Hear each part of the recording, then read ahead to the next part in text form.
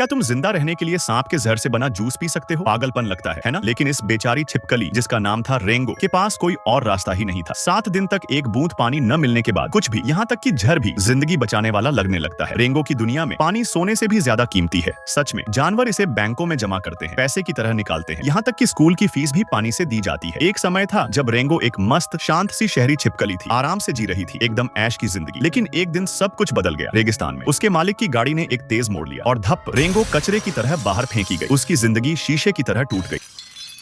जब होश आया वो अकेली थी। सूरज सिर पर तपा रहा था। 108 डिग्री फ़ारेनहाइट की झुलसाती गर्मी, न कोई छांव, न पेड़, न उम्मीद। डर के मारे उसने पानी का एक गिलास उठाया, लेकिन जीभ तक पहुंचने से पहले ही वो हवा में गायब हो गया। गर्मी इतनी भयानक थी कि उसकी सन छतरी भी जलकर राख हो गई। त्वचा छिल रही थी, जीभ सूख कर फट रही थी। रेंगो अब हार मानने वाली थी। तभी उसे दूर कुछ दिखा, एक पेंगोलिन, 2 हिस्सों में टूटा हुआ, मुश्किल से जिंदा। वो फुसफुसाया, अगर जिंदा रहना है तो शहर की ओर जाओ। पश्चिम में 10 किलोमीटर दूर हर बुधवार को वहाँ पानी बांटा जाता है। अब कोई और रास्ता नहीं बचा था। रेंगो लड़खड़ाते हुए रेगिस्तान में निकल पड़ी, लेकिन बिना पानी के बंजर जमीन पार करना, कहना आसान है, करना बहुत मुश्किल। थक कर चूर, लगभग बेहोश सी रेंगो को अचानक एक अजीब सी आवाज सुनाई दी। खुल जाओ। क्या? समझने से पहले ही एक विशाल चील ऊपर से झपट पड़ी। रेंगो डर गई, पास के मेंढक के पीछे छिपी और रेगिस्तान के रंगों में खुद को मिलाने की कोशिश करने लगी। लेकिन वो पत्थर का रंग भूल गई थी। उसका शरीर इंद्रधनुष की तरह रंग बदलने लगा, जो और भी ज्यादा ध्यान खींच रहा था। चील की नजरें उस पर जमी और वो झपट पड़ी। रेंगो चिल्लाई और दौड़ पड़ी। एक पुराने जंग लगे टिन के डिब्बे में छलांग लगा दी। तेजी से सोचते हुए उसने वो डिब्बा चील के सिर पर हेलमेट की तरह खींच दिया। अब चील अंधी और गुस्से में थी और सीधी जाकर एक कैक्टस से टकरा गई। रेंगो ने एक खाली सोडा की बोतल देखी, उसमें कूदी और पैर चुरा ली, जैसे कोई शरारती बॉस हो। लेकिन बुरा फैसला। चील को मजाक पसंद नहीं। उसने बोतल को पंजे में पकड़ा, ऊपर उड़ गई और आकाश से नीचे फेंक दिया। धड़ाम, बोतल जा गिरी एक मेंढक पर, जो पत्थर बनकर बैठा था। अब वो मेंढक भी गुस्से में आ गया। चील फिर से मंडराने लगी। रेंगो बोतल को लुढ़काती हुई भागने लगी